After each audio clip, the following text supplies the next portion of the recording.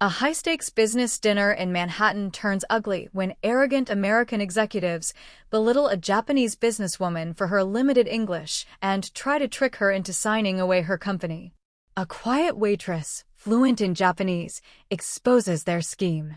The Japanese CEO reveals she understood everything and rewards the waitress, ultimately leading to massive industry fallout, public humiliation for the executives, and the waitress rising to a leadership role in Japan. The sound of porcelain meeting linen whispered through the private room, like someone trying not to breathe too loudly. Chloe folded a crisp napkin over the edge of a charger plate, pretending her hands weren't shaking. Nights like this always made her feel suspended between worlds. Luxury she could touch with her fingertips, but would never belong to. Gold-rimmed plates, Bordeaux breathing in crystal bowls, dark wood that absorbed every secret whispered over it. And the people. Always the people. Her manager's voice echoed in her head. Invisible service is good service. A rule she'd obeyed for 3 years, until it felt stitched into her bones. Across the long white table, a woman sat alone at the far end. Small frame. Back straight-like posture was a language. Black kimono-style dress too elegant for the neon Manhattan skyline outside. Silver hair knotted with quiet precision. Ayako Mori. Chloe didn't know her personally, but staff talked. A logistics magnate from Tokyo. Built an empire without raising her voice. She wasn't supposed to lift a fork without someone noticing. Yet here she sat, unnoticed, except for the men at the head table who were noticing her in the wrong way. Chloe hadn't meant to hear them. But when you're a server, you learn the rhythm of conversation. The part's meant to entertain. And the part's meant to wound. Doesn't speak English. What's she going to do? Bow at the balance sheets? Laughter, sharp as glass. Chloe's shoulders tightened. She kept her eyes on the water pitcher. Service posture. Breath low. But she stole one glance. Ayako sat perfectly still, hands folded. Not shrinking. Not flinching. Just absorbing. Like stone absorbs rain without changing shape. The translator next to her dabbed sweat from his forehead. His eyes darted like someone trapped between two fires. Chloe refilled a glass, keeping her face neutral. She'd worked in high-end hotels long enough to recognize the specific tone of American confidence when it stopped being confidence and started being entitlement. That slick amusement that believed courtesy was weakness. Her manager's shoes clicked behind her before she heard his voice. Stop lingering. Smile, pour, leave. Don't give them anything to look at. Chloe inhaled quietly. Yes, sir. When she moved again, she didn't look at Ayako. But she felt the weight of silence between them. Shared somehow. A tiny thread. Power didn't always shout. Sometimes it sat very still, watching the storm around it with patient eyes. Somewhere deep inside, Chloe felt a shift. A tiny crack where obedience had lived. Tonight, for the first time, she wondered what would happen if silence chose not to stay silent. All right, Zahid, got you. You've already got the full analysis above, and Section 1 of the rewritten cinematic story is done. Now I'll deliver Sections 2 through 6 to complete the full upgraded script. Kicking right in. Chloe moved like habit and muscle memory, but her mind wasn't following. Every tray she lifted, every glass she set down, felt like she was watching herself from somewhere else entirely. Something about the air tonight felt electric. Like before a summer storm breaks. Opposite ends of the table held 2 different universes. At the head, executives lounged like kings in a room they assumed they owned. Confident voices ricocheted off marble and glass. We streamline operations, consolidate decision-making, Richard said, carving into a steak like carving the world was routine. Frankly, some markets just need guidance. His tone had the smoothness of someone unaware they'd forgotten what humility feels like. Ayako lifted her teacup with both hands, a gesture of quiet ceremony in a world running on blunt force. Her translator whispered, voice trembling slightly as if afraid truth itself might spill out and shatter everything. A joke landed at the head of the table. Sharp. Aimed like a dart. Someone chuckled too loudly. Someone else hid discomfort behind a sip of wine. Chloe noticed micro-reactions the way musicians notice off notes. The flinch around eyes. The way pride can turn to stone when cornered. She refilled waters, passing behind Ayako, close enough to catch a breath that trembled before being forced steady. Not weakness. Restraint. Discipline honed sharper than any CEO's ego. Chloe wanted to say I see you. But the rules of the room were clear. Staff stay silent. Glass barely clinked unless permission allowed it. Her manager's voice snapped across the air again. The soundtrack of working-class survival. Stop pausing. Keep moving. She obeyed. But something in her posture changed. Shoulders squared. Chin lifted half a degree. A rebellion only someone who'd lived invisible would understand. Around her, the conversation sharpened. Words disguised as business strategy slid like knives under polite tablecloths. Asia is emotional in negotiation. We operate on logic here. Partnership means trusting the experienced party. Don't worry, we'll educate her market. A chorus of confident arrogance polished into corporate rhetoric. Ayako sat untouched by their volume. But silence had gone from still to loaded. It wasn't surrender. It was calculation. The kind of quiet that could outweigh a mountain collapsing if it needed to. Chloe caught her reflection in a wall mirror. Hair neatly pinned, posture perfect, eyes tired from years of not taking up space. And yet tonight they held fire. A spark. Maybe danger. Courage isn't the absence of fear, it's the moment fear meets purpose. As she set down a clean glass, she overheard the rustle of contract pages. Legal armor. Language as weapon. She saw signatures waiting like open traps. She wasn't part of this world. But she also wasn't built to watch someone be crushed beneath it. For the first time in her service career, Chloe paused not out of hesitation, but out of resolve forming. Some lines don't need to be crossed loudly. Sometimes stepping toward truth is as small as a breath held and released. The storm had not broken yet, but the air was ready. And so was she.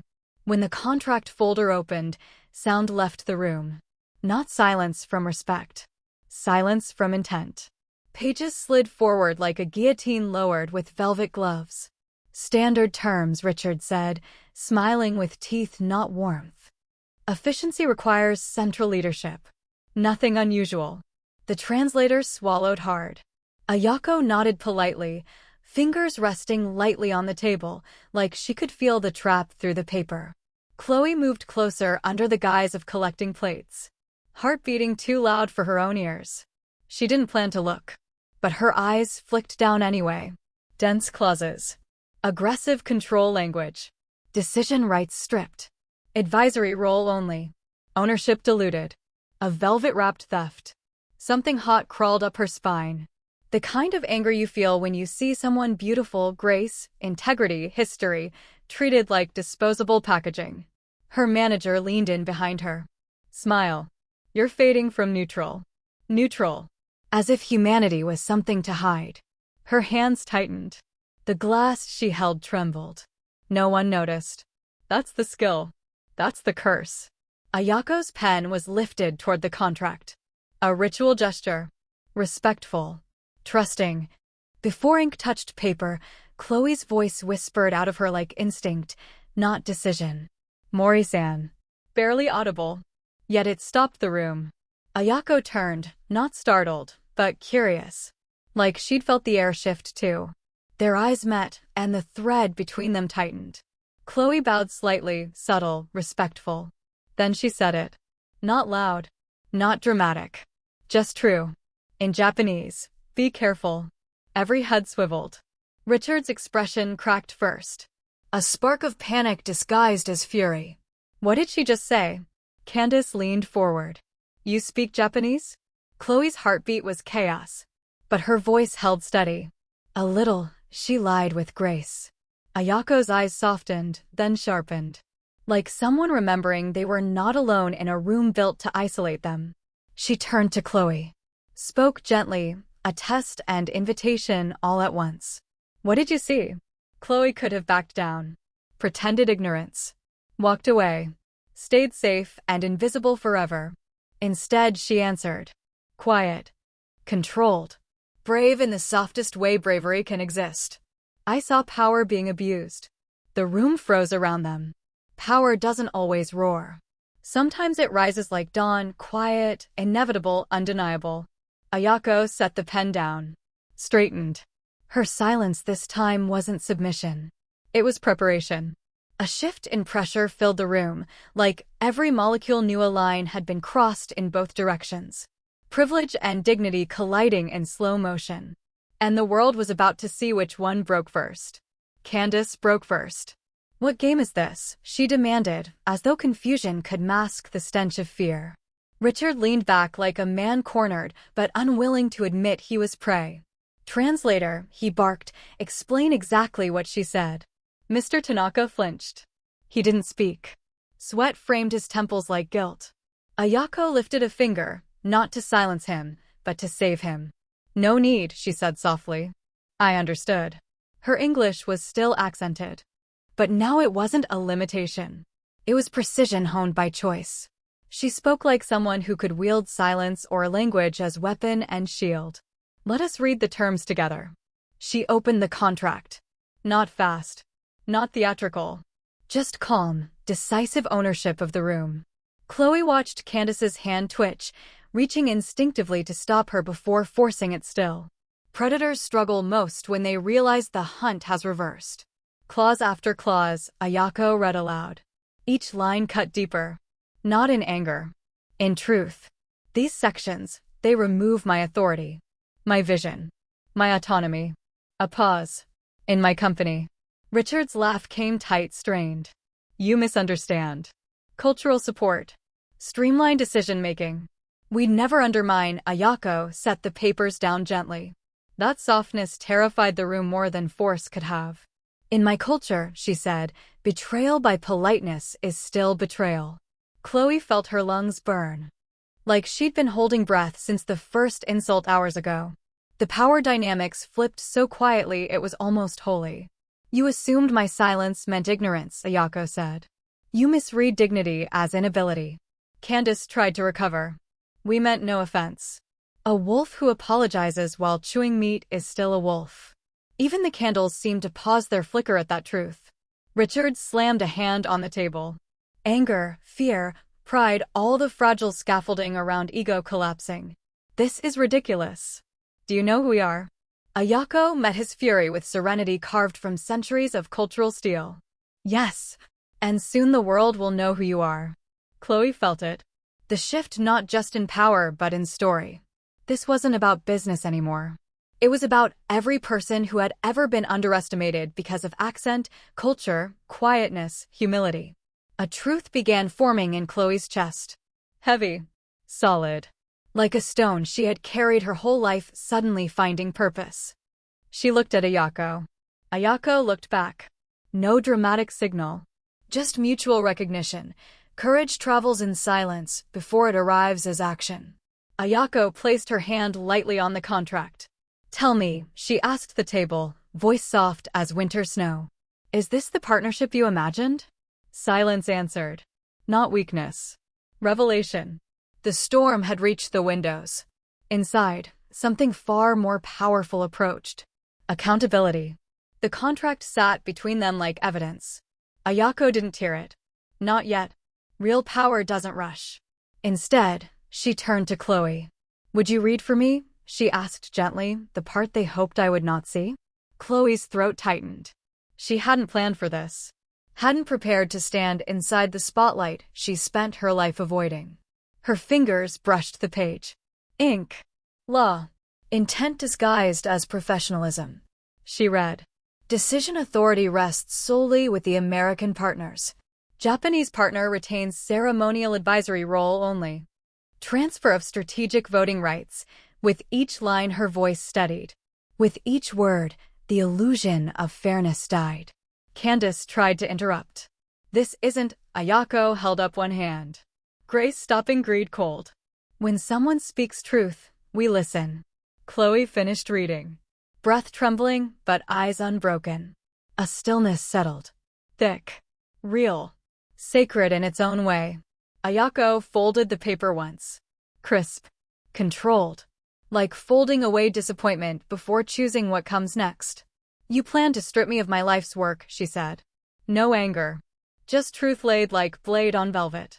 Richard blustered. You're overreacting. If you'd learned business English, Ayako laughed softly. The kind of sound that carries centuries of women being spoken over and deciding not to be anymore. I learned English, she said. I simply waited to see if you deserved to hear it. Gasps. Even the chandeliers seemed to absorb the shock. Then she did it. She tore the contract, not violently, but with grace and precision. Like cutting away rot. Paper split, echoing like a verdict. This partnership, she said, is terminated. Richard surged to his feet. You'll regret this. Ayako faced him with a stillness that made rage look like noise made by frightened children. Regret is for those who bow to convenience over principle. Chloe felt heat behind her eyes. Pride. Relief. Like she was witnessing something she would tell her grandchildren. Ayako turned to her and everything softened. You spoke when silence was easier. That is honor. Chloe bowed instinctively. I couldn't watch them, yes, Ayako interrupted gently.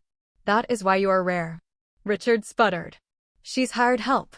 Ayako's gaze sharpened. She is the only leader in this room. That line didn't land like dialogue.